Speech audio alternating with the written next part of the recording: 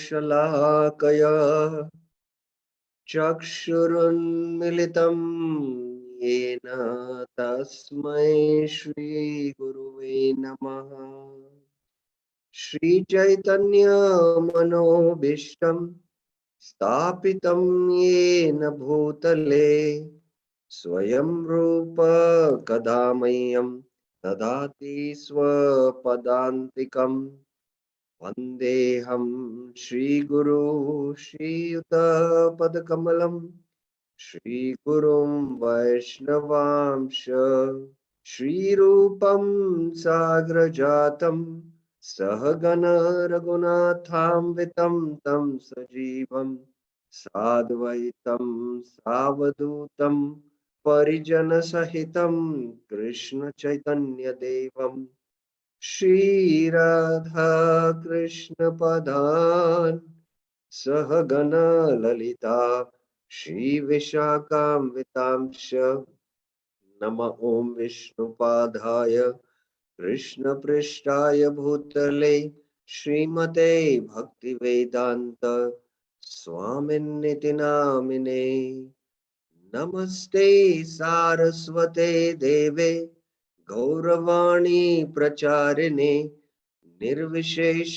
शून्यवादी पाश्चात्यदेशतारिणे हे कृष्णा करुणा सिंधु दीनबंधु जगतपते गोपेश गोपिका कांत राधा कांत नमस्तुते तप्त कांचन गौरांगी राधे वृंदावनेश्वरी वृषभानुसुते देवी प्रणमामि हरे प्रिये वाञ्छाकल्पतरुभ्यस्य कृपा सिन्धुभ्येव च पतितानां पावनेभ्यो वैष्णवेभ्यो नमो नमः।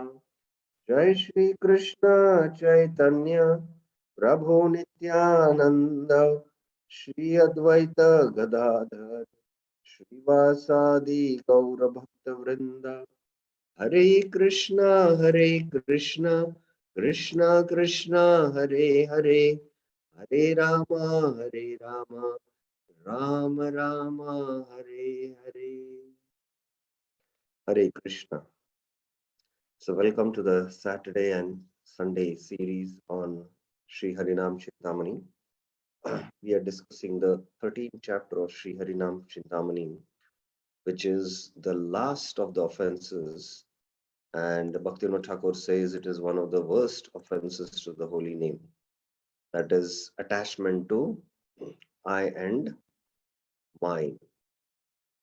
So I'll just recap what we discussed in the last class, and then we will continue our discussion. We began with this chapter where Bhaktivinoda Thakur quotes the Padma Puran verse of thinking in terms of I and mine, aham mameti. Then uh, there is the Mangala Charan, and Haridas Thakur starts speaking and says that in text 3 that this is the worst of the offenses. And if this offense is present, Krishna Prem will not rise in the heart. So, how do we give up this offense? We have to shun these 9 offenses and surrender to the holy name. And surrender has the 6 limbs, Shadavadi, Sharanagati. So, what are the ways of surrender? Bhaktivinoda Thakur, he says, I will touch upon it here because Bhaktivinoda Thakur has written a separate book on Sharanagati where he goes quite into detail, but he just touches upon the 6 limbs. And each of these limbs, Bhaktivinoda Thakur in few verses explains them. So we also saw the slides with respect to the points what Bhaktivinoda Thakur is saying. Now, after doing that, Bhaktivinoda Thakur explains how everything I do according to Krishna's icha, Krishna's desire. That is Sharanagati. Now, in this respect, if you remember in the last class, we discussed uh, first 8 to 13 verses, and in that we mentioned how the Lord's Ichha Shakti potency works and how the devotee abides by this Ichha Shakti. Karishe Vachanam Tava, as Arjuna also says in the Bhagavad Gita, I will do your words. Your words are now that I should fight. So I will do your desire. So that is actually Sarva Dharman Parityaja. Because the individual soul has to dovetail his actions based on the desire of the Supreme Soul. So this is what we had discussed in the last class. Now, further, although we have discussed the uh, points from the verses of Bhaktivinoda Thakur from 14 to 22, let us discuss some of the points from 14 to 22 from the PowerPoint. Now, the further continuation of the Ichha Shakti. This is how the discussion is following. The Lord's potency, called Ichha Shakti, is the potency of his willpower. And if the Lord desires something, then it will happen. It will happen. A devotee naturally abides by the Lord's will because the devotee is the servant of the Lord. So it's a very clear statement. A devotee must think that he has no other means for liberation except for the mercy of Lord Krishna. So the path of Bhakti Yoga, especially, uh, is how we get elevated is by the mercy of Guru and Krishna. That is the process of elevation. In the path of Ashtanga Yoga, Jnana Yoga, or Karma Yoga, uh, our efforts in practicing the path is of prime importance. But in the path of Bhakti Yoga, we get lifted by Guru and Krishna. Just like when you sit in a lift, you press a button and the lift machine lifts you up. So it is only by the mercy of Lord Krishna that I can uh, get free from samsara. In this way, his intelligence guides him into a situation where he can engage wholeheartedly in the service to the pure devotee. And in this way, he begins to understand that bodily designations of caste, varna, ashram, and all other manners of material designations are simply pertaining to the body and not the spirit soul. So, understanding this, that ultimately I'm dependent on the Lord's mercy and I should follow the dictations of the Lord's will. Sometimes devotees ask, how do we know what is Lord's will? The Lord's will is manifested through the spiritual master. So that's how Prabhupada in the 11th chapter of the Bhagavad Gita explains. So, understanding this, he engages in the service of the pure devotee and becoming free from all these bodily designations. Now, this is a very interesting explanation. Spirit is different from matter. Spirit, sorry, there is a spelling mistake.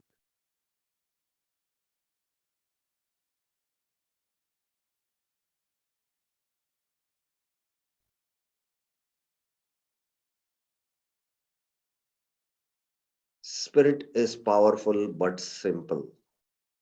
Mark this point. Spirit is powerful but simple, whereas matter is powerless and complex. When spirit connects with matter, the merger becomes a false reality that is both powerful and complicated. So this is the situation we see ourselves now. There is a interesting proverb that to become I'm not able to recollect. To become complex is simple, but to become simple is complex. To mark this, to become complex is simple. That means, uh, once we get complicated into our actions, then, that simplicity we lose. But to become simple is complex. So right now we are in the combination of spirit and matter, and it is a false reality which is both powerful and complicated. So the Bhagavad Gita 7.4 and 7.5, Lord Krishna speaks about the material energy. Bhumi rapo analo vayu kham manor buddhi revacha ahankar itiyam me bhinna prakriti ashtata. This eightfold energies, material energy, earth, water, fire, air, ether. That is matter. Matter is powerless and it is a very complicated science, we know. And then Krishna speaks, aparam itastu anyam, aparam itastu anyam, jiva bhuto mahabhavo, ye idam dharate jagat, prakritim vidyam me param. So there is another energy which is para. It is prakriti, but it is para prakriti. And it is what? Jiva bhuta. Jiva bhuta, it is the living entity. Bhutam. Bhutam is plural. But now it is conditioned by this material energy. Mahabhav, although he is very powerful, Yedam dharate jagat. He thinks that he is holding this world. Dharate means just like a prisoner thinks that he's running the prison. Although he is behind the shackles, he thinks that I am controlling this prison. So when the spirit comes in contact with matter, he tries to control and manipulate matter for his enjoyment. That's how he, gets caught up in matter and gets in more and more complications.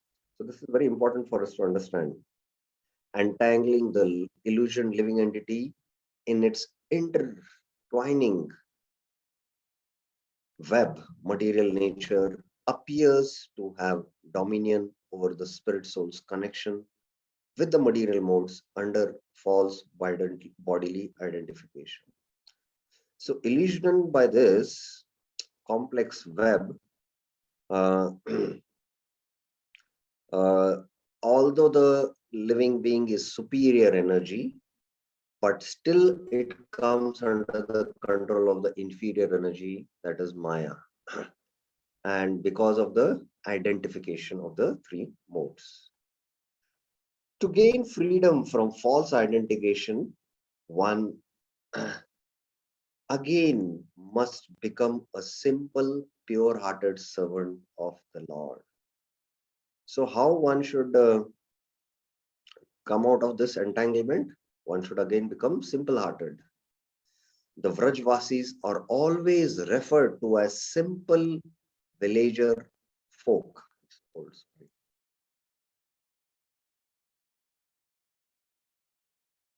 Folk coming from cowherders community who wholeheartedly depend on Lord Krishna for shelter. The Brajbasis are very pure, simple souls. Devotees of Krishna follow in the footsteps of the Vrajvasis who are now engaged in the Sankirtan movement of Shri Chaitanya Mahaprabhu. So we as Krishna's devotees, we have to follow these Brajvasis. How? By taking up to the Sankirtan movement of Chaitanya Mahaprabhu. Now, few verses I'm quoting from the Chaitanya Charitamrita to establish this. Nama Sankirtana hoite sarvanartanash Sarva Shubhodaya Krishna Premera Ullas.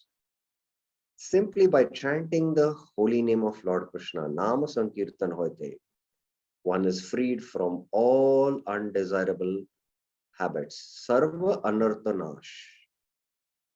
So one of the root of all the anarthas is to think that I am this body.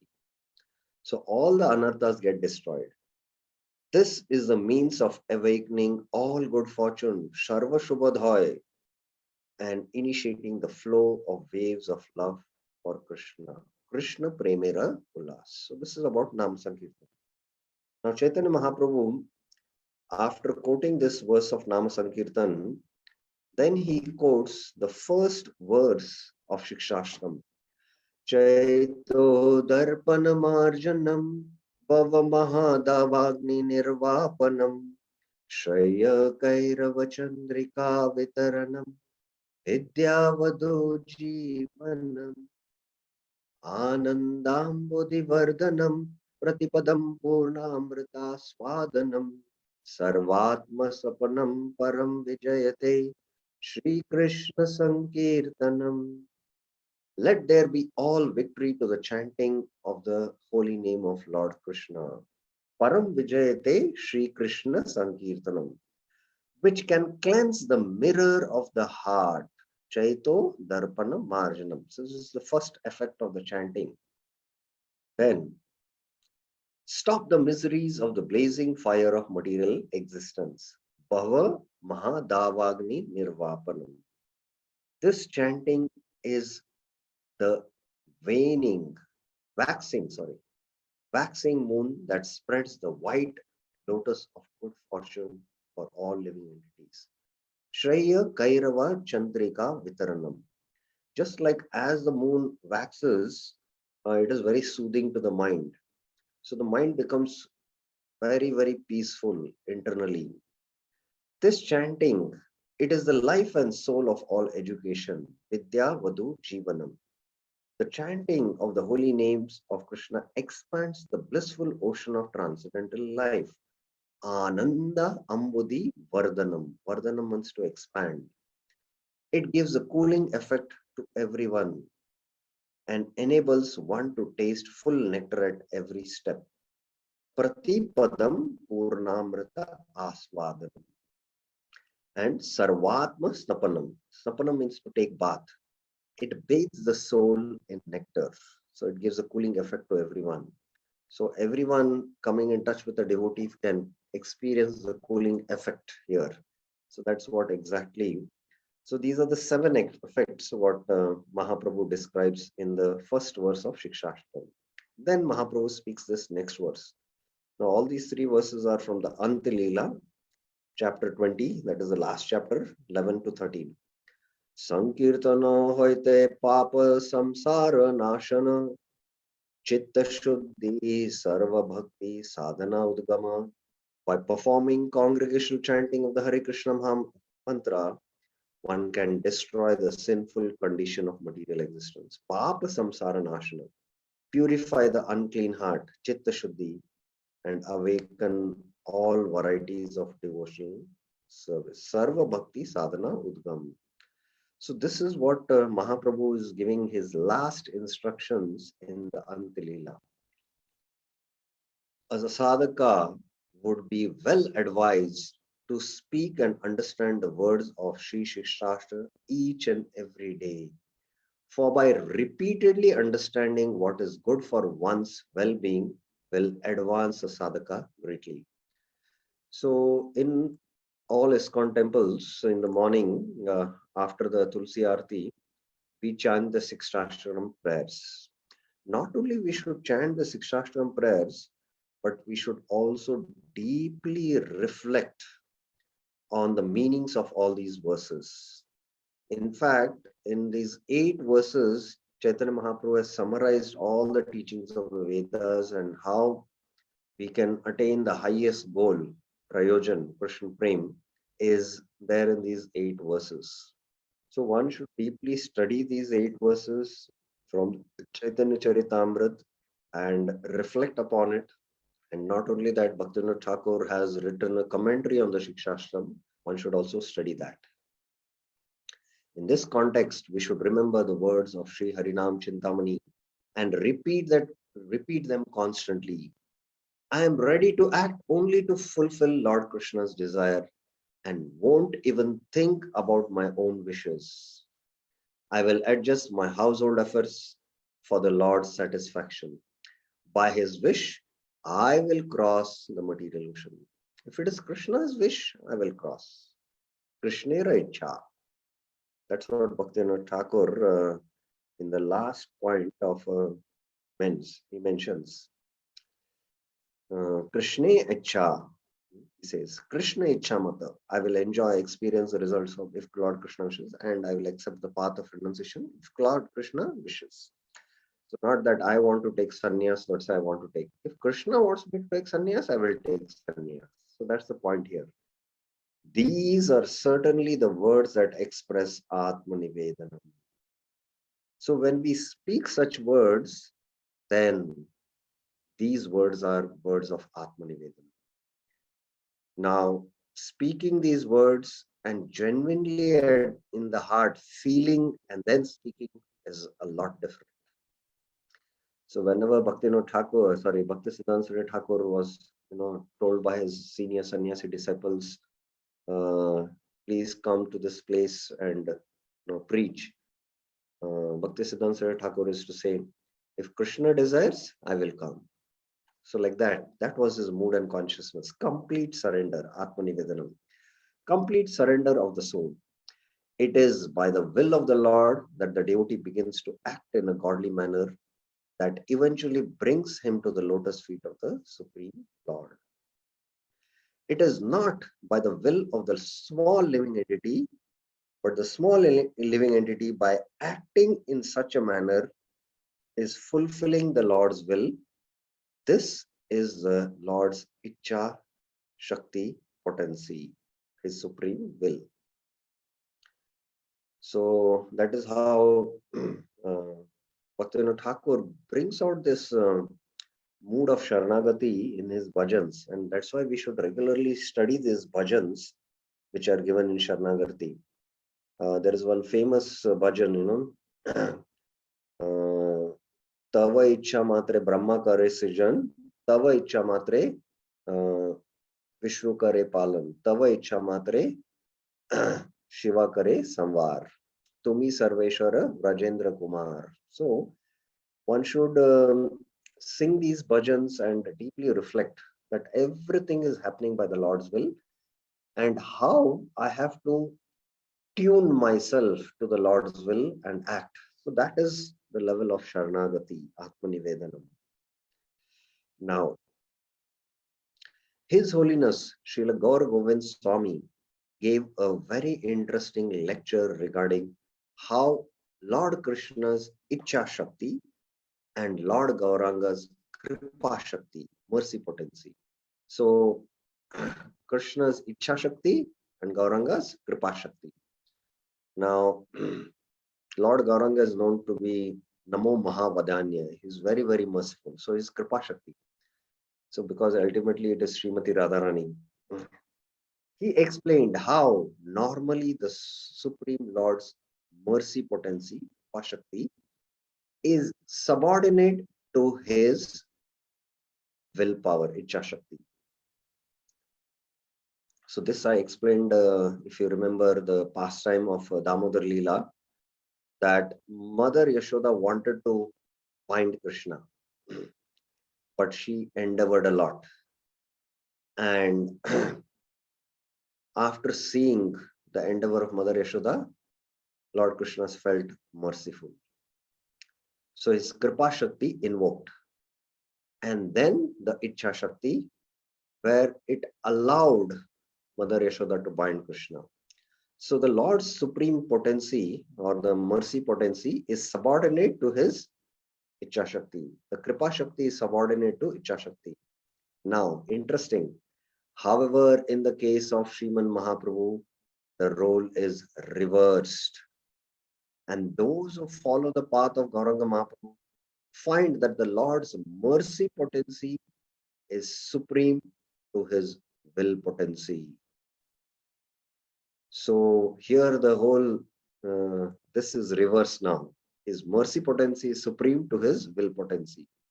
If Krishna wants to will something, but if the devotee has something else, and being merciful to that devotee, Krishna might give up that will also.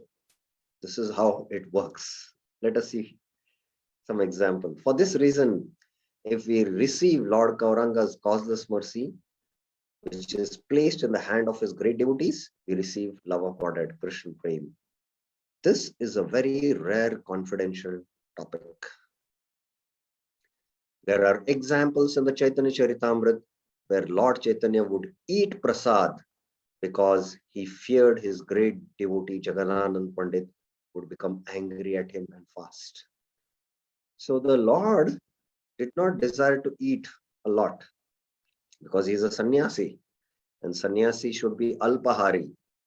But because it was the desire of Jagadanand Pandit that the Lord should eat, the Lord, out of the fear of his devotee, he would give up his own desire, and controlled by the desire of his pure devotee, that is Jagadanand Pandit, he used to eat more. So being merciful on Jagannath Pandit, the Lord's mercy potency is supreme to his will potency. He would give up his own will of eating alpahar, eating less. So this is a very interesting pastime in the Chaitanya Charitamrita which we come across. Jagadanand Pandit could control the Lord's desire, Icha Shakti, by his love. Love is prem or kripa Shakti, because he was an unalloyed pure devotee in the mood of Satyabhama. So Jagadanand Pandit is none other than Satyabhama in Krishna Lila.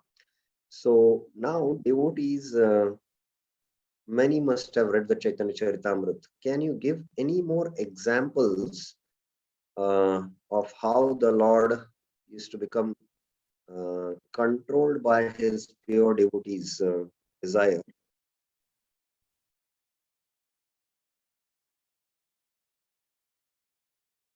Yes, one hand has been raised.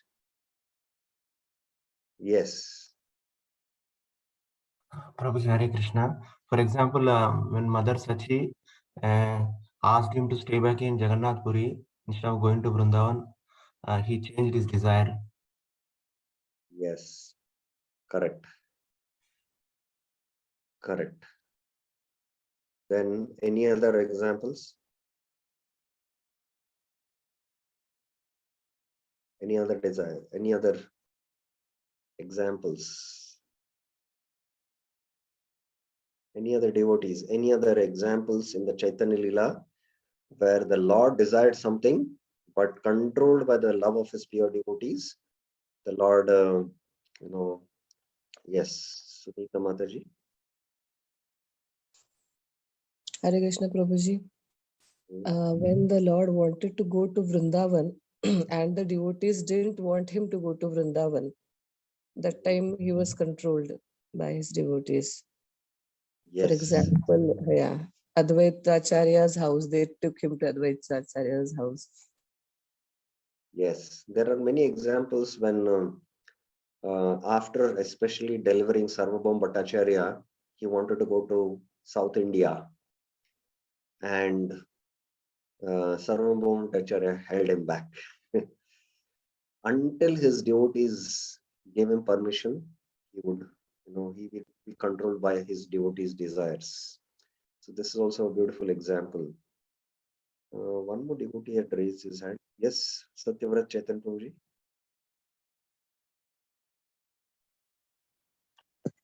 Krishna Prabhu, the king wanted to have the mercy of Lord Maharaj, Pratap Maharaj, but Chaitanya was thinking that he is the household person, kingly person, so he don't want to have the association. But after seeing his surrender mood, Chaitanya allowed him to come to close to him, and he also embraced, and he has changed his mind. No, whom you are speaking? Can you speak? This Pratap Maharaj, Prabhu. Okay. Yes. Correct. Yeah, that is Earlier, he also. don't want to give the mercy, but after seeing his surrender mood, he changed his mind and allowed him to be part of his association. Yes, yes. So entire Chaitanya Charitamrita, if you read, you will see that how in the Mahaprabhu's Leela, the Lord's willpower, Ichha Shakti, is not supreme. There's Kripa Shakti is supreme, and he changes his will according to being controlled by his pure devotees. Yes, Vikram Prabhuji? Dandut Pranam Prabhuji. Yes. While Mahaprabhu was taking darshan in Jagannath temple, one of the Mataji, a lady, did not noticing Mahaprabhu was standing there. She stepped on him and climbed up to see Jagannath.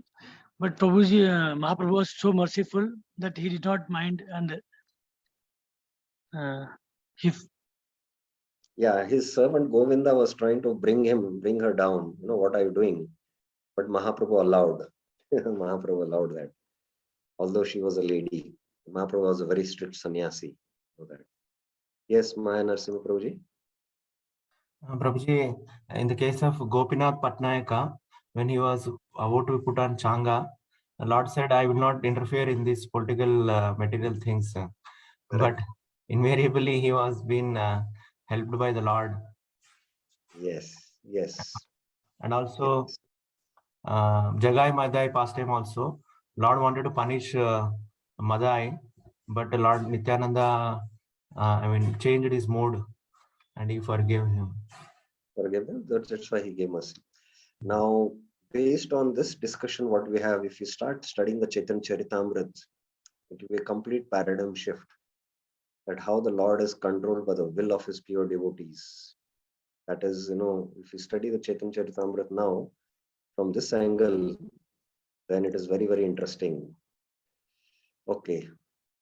Now, reading books written by liberated souls, such as Narhari Sarkar, Bhakti Ratnakar, Prem Vilas by Nityanandas. This Nityananda is not Nityananda Prabhu. He is one of the disciples of Janava Devi. Narottam Vilas. Narottam Vilas is about the pastimes of Narottam Das Thakur. We can privy to witness the loving exchanges of sweet mellows between Lord Gaur Sundar and his intimate associates.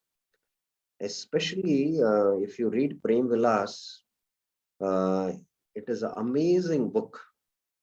Even Bhakti Ratnakar also, I have not read Bhakti Ratnakar, but Prem Vilas I have read. And if you read this, you will be completely moved by the loving exchanges Mahaprabhu's devotees having with Mahaprabhu. So devotees should read and try to get a glimpse of what are the loving exchanges the devotees have with the Lord, and somehow inculcate that in our association with devotees, following Rupa Goswami's fourth verse, Dadati Pratigranati Goyamakyati Prichati Bhungte Bhojate Chaiva Shadvitam Priti Lakshanam. So we should try to do that. In fact, I had a wonderful experience. We don't have actually seen the loving exchanges between Mahaprabhu and his intimate associates, but we can read about it. But I had a personal experience. Somehow I was invited by a Barsana Vasi to come and take prasadam in one devotee's house. So the devotees all came and they did kirtan. And there was only very simple prasadam. There was vati, the wheat balls which are roasted in fire. And there was a sabzi and there was halwa. And after feeding all the Vaishnavas, the devotee, actually was, feeding them more by actually personally with his hand, he was putting in the mouth of the devotees. And this kind of exchange, loving exchange, I had never seen in my life. It was so touching and so moving because it was very genuine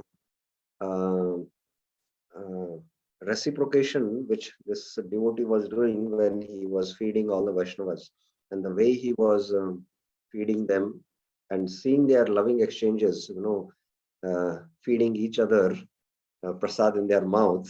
Of course, we cannot imitate this. It might sometimes come to a mundane level, but I could see that the whole exchange there, that house in Barsana, was very, very genuine out of pure love. And this can be having a deep impact in our consciousness. This incident happened some 11, 12 years back, and till now I remember it. So this is the kind of intimate, loving exchanges which happen between the Lord and his Lord devotees. So we should try to read these books. Especially there are many books, but here I have mentioned only 3. Similarly, the love other Ragatmika devotees expressed also ruled over the Lord's desire. In this way, we can see the sweet mellows exchanged by Gaurasundar and his intimate associates. Such intimate pastimes can only come about after the stage of Atmanivedanam is achieved. So Atmanivedanam is a very, very exalted stage. It more manifests in Raganuga Sadhana Bhakti, and it fully matures in Bhava Bhakti.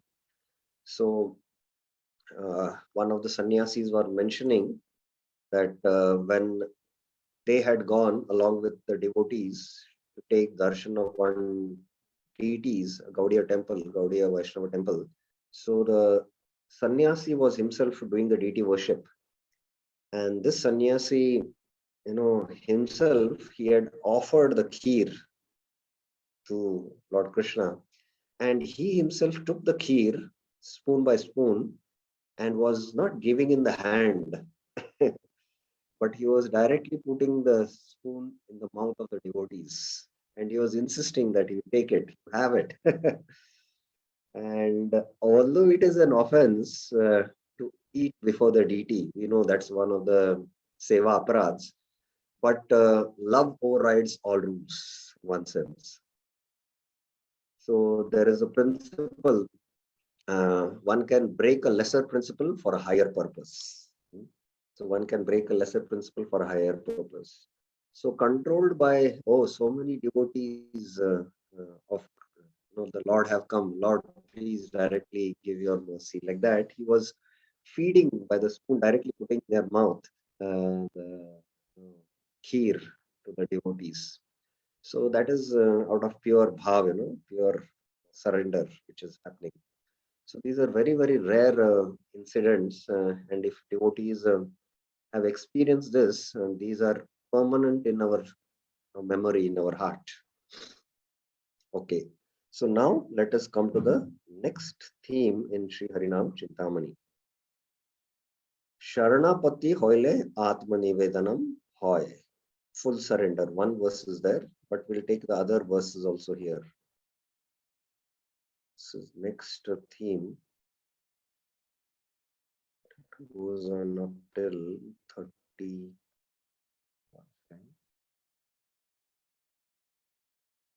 Yeah, okay. I will take up till 27 and then discuss the points. Okay. So let us take text point 21. Sarala bhavite abe ei bhav hoy Atmanivedan tara boli mahashay. Anyone who with a sincere heart surrenders to the Lord is a great soul. Sarala bhavite. Saral means again simple. So that's why Bhakti Siddhanta Saraswati Thakur is to say that simplicity is the hallmark of Vaishnavism. Simplicity. Now, anyone knows what is the definition of simplicity? What is the definition of simplicity? It is given in, I think, Hitupadesh or some other scripture. I'll just paraphrase it. But does anyone know what is simplicity? What is the definition of simplicity? Yes. Yes, Minor Simproji. I heard simplicity means being honest and non-duplicitous. Yes, being honest and non-duplicit. But yeah, it is being honest, and you should. Opposite of simplicity is duplicity. Yes. Anyone else about the definition of simplicity? I want a definition for simplicity. So I don't recollect the verse. I'll try to get the verse. I heard this in one lecture, and then later on I found the verse. Simplicity means to think what you speak, to speak what you think. Sorry, to speak what you think, and to act what you think. Please note down this. In our mind, I'm thinking, oh, this devotee is such a nice devotee. So in my mind, I'm thinking like this, and I speak also. I speak it out also. But sometimes duplicity is what, as it is said. In my mind, I'm thinking, oh, he's not a good devotee. But in my words, I say, oh, you're a nice devotee. So my words are not in line with my thought, and my actions are not in line with my mind and my words. I say, oh, I should, at least every day do 2 hours of Vaishnav Seva.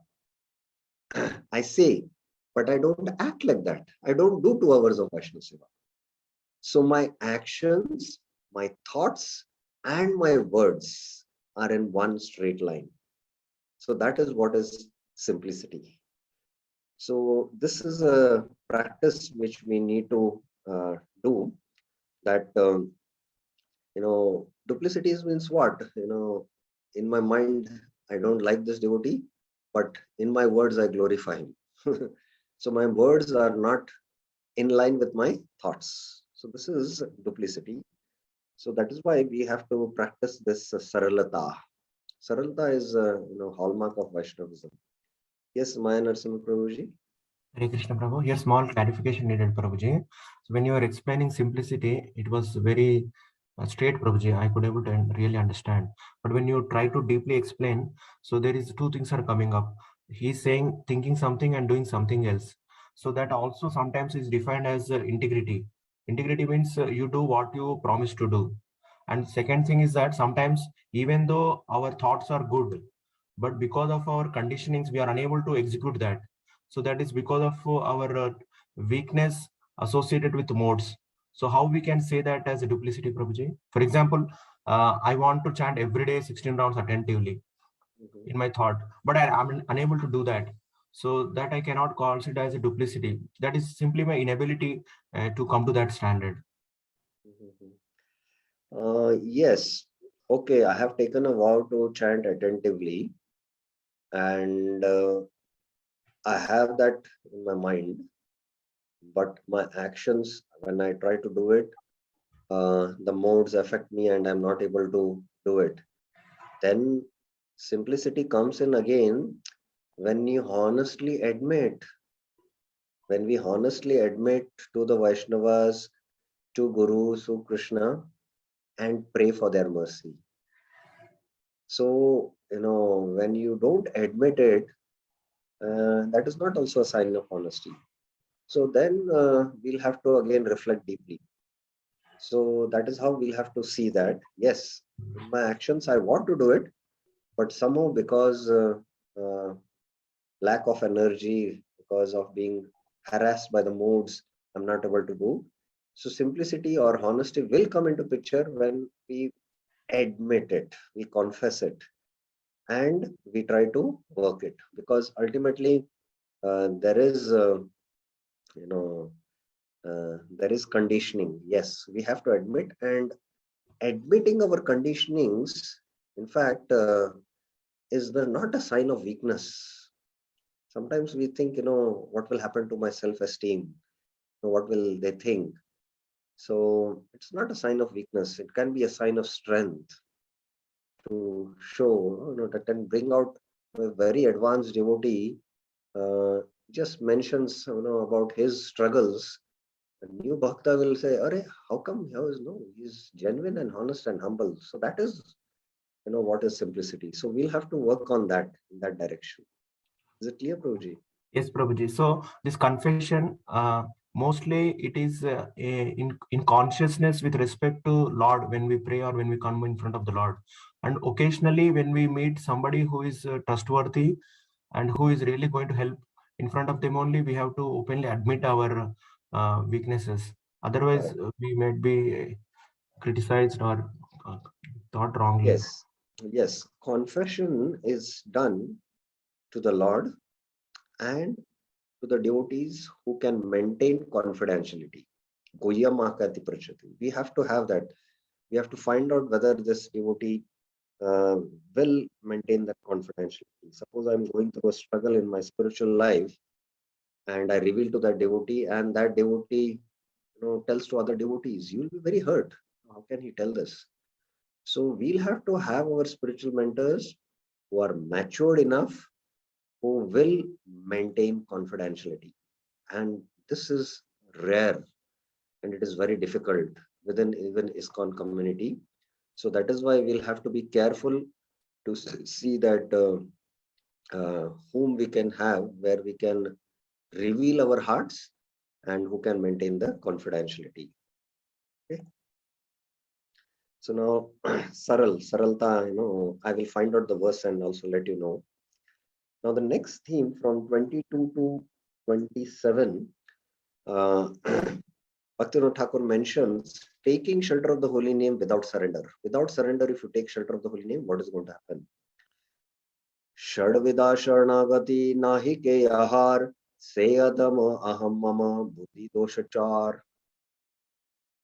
Anyone who does not surrender in these 6 ways is the lowest of the persons, Adhama. He makes a mistake of thinking in terms of I and mine. So we can understand if to the degree we have Sharanagati, to that degree we are free from Aham and Mama. And to the degree we don't have Sharanagati, to that degree we still are caught up in Aham Mama Buddhi. So this is like a weighing. This is the measure. This is like the yardstick by which we can measure how much I am free from Aham and Mama.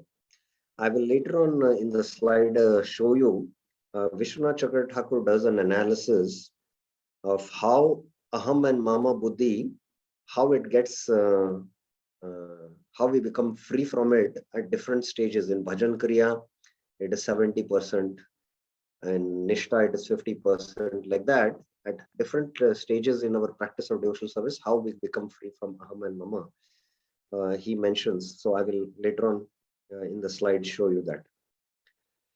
Sei bole amita sei bale amita karta samsara amar nija karma phala bhoga sukha dukha ar. He thinks I am the doer. Amita karta. This family is mine. Samsara amar. I experience happiness and suffering as a result of my own efforts. Nija karma phala bhoga sukha dukha ar. Amara rakshakami amita palaka amara vanita bharta balaki balaka balika balaka. I am the protector. Amara raksha. I give shelter. This is my wife, Vanita. This is my brother, Bhrata. These are my daughters, Balika. These are my sons, Balak. So in the Bhagavatam also it is mentioned, Tehapatya Kaladreshu Atma Sainyashu Asatswapi Tesham Pramatto Nidanam Pashyanapina Pashyati. The same thing Bhaktivinoda Thakur is mentioning here. Amita Arjana Kari Amara Cheshtaya Sarva Karya Siddhi Hoy Sarva Shobha Paye. I earn money because of my efforts. Amara Cheshta. All I do turns out well. Sarva Karya Siddhi Hoy. In this way, all becomes good. Sarva Shubha Paye. Aham Mama Buddhi Krame Bahirmukha Jana Nija Jnana Bole Ahukarya Manana. Persons who have turned their faces away from Lord Krishna, Bahirmukha Jana, Persons who think in terms of I and mine, aham mama buddhi, speak in this way. They are very proud of what they think they know. Nija jnana bale, bahu karya manana. Sei jnana bole, shilpa vijnana vistare, ishwarera ishita, namane dushtachare. They may have elaborate knowledge of various skills or crafts, Shilpa Vigyan Vistare. But because of their impious deeds, they do not know that the Supreme Lord controls everything. Ishvara Ishita Namane. There's a footnote. Persons who have turned their face away from Lord Krishna think in their hearts, I am very learned in various skills and arts. I am very exalted. I am very happy. The truth is that everything happens by Lord Krishna's will. However, this thought never enters these persons' mind even once. So, whatever skills we have got in this life, it is ultimately the gift of God. So, the skills, what we have got in Krishna consciousness, we should use these skills in Krishna's service. Otherwise, we will become proud of our own skills and abilities and get entangled more in Maya. So we have to use the skills in Krishna service because the skills are a gift of Krishna and we have to offer that to Krishna, and that is devotional service. Arjun was a Kshatriya, he was a warrior, he was very skilled in using his bow and arrow. And Arjuna used his skill in Krishna service to his full ability. Mayeva vihitani veva nimittam matra bhavyasachi. So already in the 11th chapter, when Krishna shows the Virat Rupa, he says, I have already all killed them, Arjuna. Mayeva vihitani veva. I have already killed all these Kauravas. All were entering in the Virat. Krishna saw that. Arjuna saw that in the Vishwarup Darshan Yuga. But Nimikta Matra, you become an instrument. Savyasachi. So Krishna addresses Arjuna as Savyasachi. And Savyasachi means one who was dexterous in using his bow and arrow with both the hands, with the right hand and the left hand. So it doesn't mean that, oh, already Krishna has killed all the enemies. So why I should put efforts? No. Arjuna was fully putting his efforts, fully using his skills in Krishna service. So we need to use our full abilities in Krishna service and ultimately fully be dependent on Krishna. So that is how we should, act in Krishna consciousness. So this is little text 27. Now let us see some points on text 27 from the PowerPoint. In the 16th chapter of the Bhagavad Gita, Lord Krishna discusses the divine and the demonic natures in a person. Similarly, Shri Harinam Chintamani touches on this topic in this chapter. Divine qualities are those highlighted in text 3 of this chapter, and demonic qualities are discussed in these verses. Demonic qualities means, it's not like, he acts very sinfully. When somebody thinks that I am the karta, I am the doer, that itself is demonic. Actually, recently I'm here in a Yoga Vidya Gurukul where there is Ayurvedic treatment. I've come to learn yoga and I'm taking treatment. So the moment I just arrived, one of the senior persons here, he just came out of the class and there were some Matajis also, and immediately asked me, oh, what's your name? I said so and so. So I asked, what's your good name? He said, I'm Chitnis. I'm the vice president here, and it is I who built this. I'm a civil engineer, and I am the one who built this complex here. So if you reflect deeply, how much this aham karta is there. I'm a civil engineer. I have built this. So this itself is a demonic quality. So that quality is, thinking is brought out in these verses of Harinam Chintamani. If you see from 23 to 27. So it's very difficult sometimes to identify. The divine gives rise to being spiritually surcharged with love. On the other hand, the demonic tendencies give rise to greater false ego or the contaminant itself, which has its roots in the mud of Maya and is maddened with lust. In other words, as aspiring devotees, we are herein being persuaded to drop the bodily designations of I and mine, as everything that is connected with bodily sense pleasures is a cause for bondage and will not please the Lord. So we should give up these bodily designations of I and mine. And Janasya Moham Aham Mameti. I think this is a Kapil Shiksha. This is the greatest illusion, Aham Mameti. It's not so easy to give up. So here Bhaktivinoda Thakur in his Harinam Chintamani is pointing out this and how to become free from it. It is the Lord who is arranging for our freedom from prison. And this is arranged because the Lord reciprocates with our love. So in the Bhagavad Gita, I'll just show that verse. Ultimately, we should also not think that, I will, when I will go back to Godhead, when I will go return to the spiritual world. Actually, whether I am here in this material world or the Lord, where in the spiritual world, it depends on the Lord. So the Lord, out of his pure love, reciprocates with his pure devotee by taking him out of the material world. Now, in the Bhagavad Gita, this comes out, and I'm showing this verse of the Bhagavad Gita, 12.6 and 7. Ye tu sarvani karmani mai sanyasya matpara ananyeva yogena maham dhyayanta upasate tesham aham samudarta mrityu samsara sagarat bhavami nachirat partha maya veshita chetasam. So 12.6 is what a devotee has to do from his side. Ye tu sarvani karmani, all his actions, mayi sanyasya matpara, he does in relationship with him, renouncing the fruits. And how?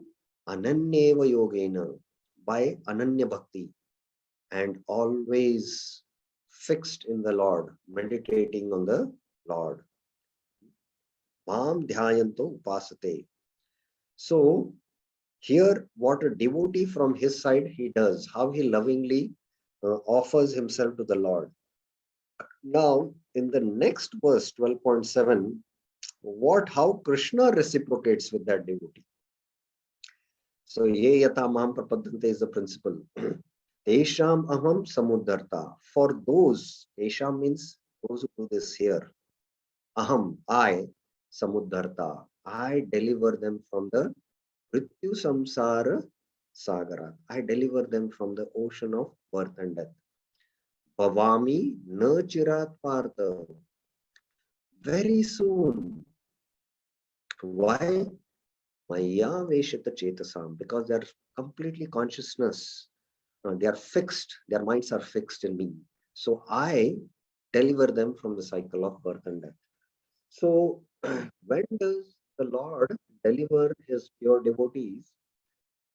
Actually, the pure devotees are in so much love with the Lord that the Lord is feeling separation from his pure devotees, and the Lord cannot tolerate without being in association with his devotee. So the Lord lifts that pure devotee from this material ocean and gets him in his association. So the classic example is there in the Bhagavatam about Rukmini when she wrote that love letter to the Lord. The 5 verses are there. And the Lord was conquered by that love, and he came, and the Rukmini Haran Leela happened. Similarly, when the pure devotee offers his heart and soul to Krishna by practicing pure devotional service, Krishna cannot tolerate the separation from his pure devotee. So Krishna lifts him from the cycle of birth and death. So that's the point I just wanted to mention here. We will just finish this slides and then wind up for the today's class.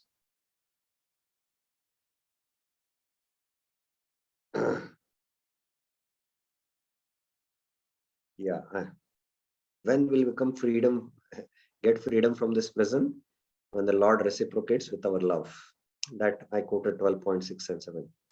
When we begin to surrender fully, symptoms of Atma Nivedanam, spontaneous surrender occur. And at this time, the Lord comes personally to deliver us from the prison house of Devi Dham. I quoted this.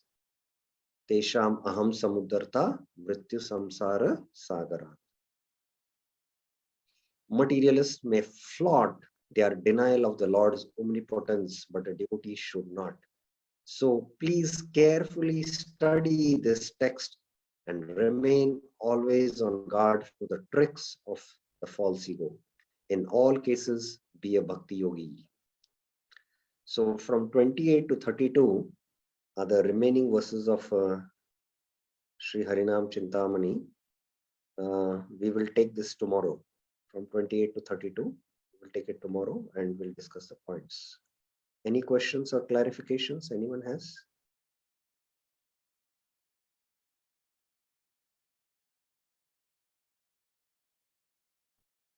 Okay. Yes, Maya Narasimha Prabhuji.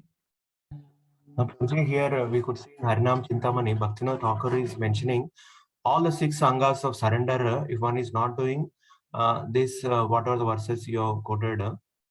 They are applicable. So, but Prabhuji, when we start bhakti, at a time we will not be able to do all the 6 sanghas of Sharanagati, like Anukulya Sankalpa, followed up to Karpanya.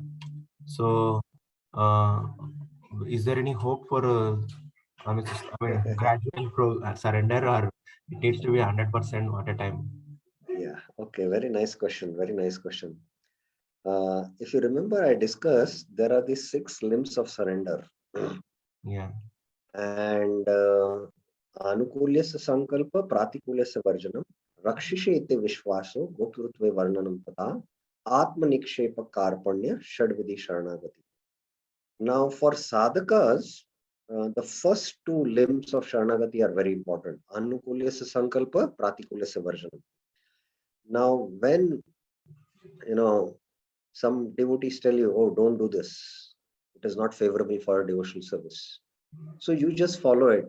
That is also a sign of humility, to follow the dictations of your superiors and not to follow the dictations of a false ego. So the humility maybe is not fully manifest, but it requires humility to follow the orders of the superiors, and to see what is favorable for devotional service, to reject it, to accept it, and to reject what is unfavorable. So we begin with this, and slowly, gradually, the other symptoms will manifest. Just like in the Bhakti Rasamrita Sindhu, it is mentioned that pure devotion has 6 characteristics: Kleshagni, Shubhada, Moksha Krit, Sudurlabha, Sandranand Visheshatma, Shri Krishna Akarshan. So Rupa Goswami mentions the first 2 symptoms, Kleshagni and Shubhada, manifest in Sadhana Bhakti. And in Bhava Bhakti, Sudurlabha and Moksha Krit manifest. And in Prema Bhakti, Shri Krishna Akarshani and Sandranand Vishesha. Similarly, as we practice Bhakti, in the beginning stages, the first 2 symptoms or the first 2 limbs we should meticulously practice. At the stage of Nishtha, Runadapi Sunichena verse, then the genuine humility also manifests. And we are more dependent on Krishna. Atma Nivedanam and Atma Nivedanam is very exalted, which is practiced in Raganuga Bhakti, but fully manifest in Bhava Bhakti. So like that, progressively, these limbs fully manifest, but definitely even when we are as sadhakas practicing Anukula Sankalpa Pratikulyasya Varjanam, there is humility, there is surrender, but it is not to the highest degree, and it will grow with the practice of devotional service. Okay. Yes, Prabhu. Thank you so much, Prabhuji. Yes, Mataji.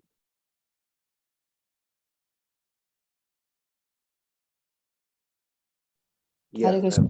Dandavad Pranam.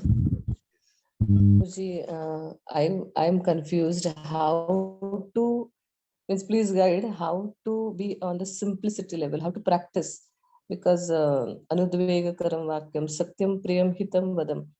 So how to be simple also, how to be truthful also, and how that truth should be simple and anudvega, means it should not agitate anyone. It's so difficult.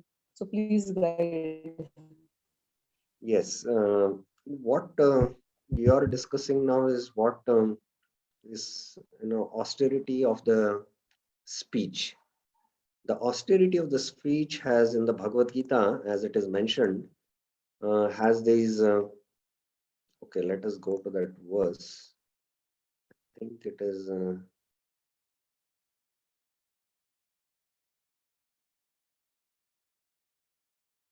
Yes.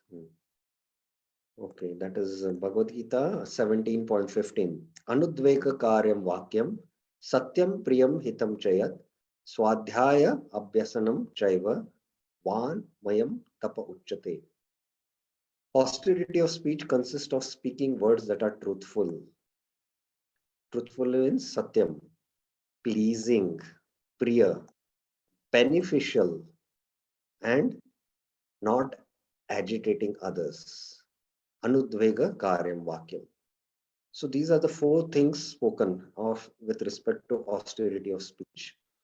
Now, I have not done that study of, this is from a different angle. Yes, simplicity means those who are simple are truthful. Now, to be truthful, it also doesn't mean that, if the truth is not palatable to others, then if it is not pleasing to others, we need not speak about it. It doesn't mean that you're not simple at heart and you're not truthful.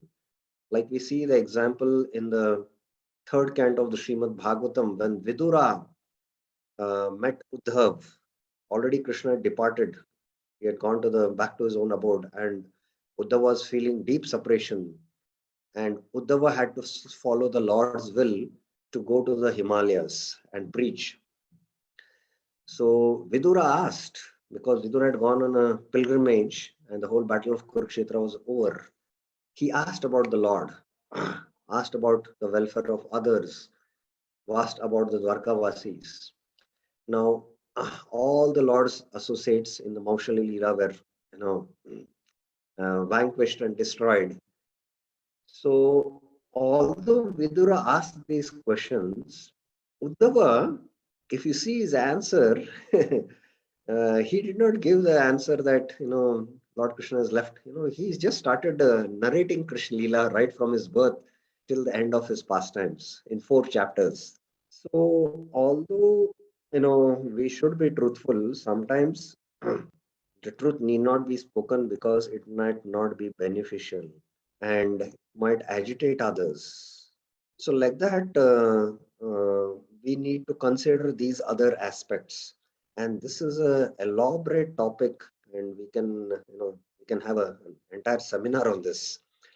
And His Holiness Bhakti Rasamrit Maharaj has spoken on culture of speech. Based on this verse, he has given a 3-day seminar.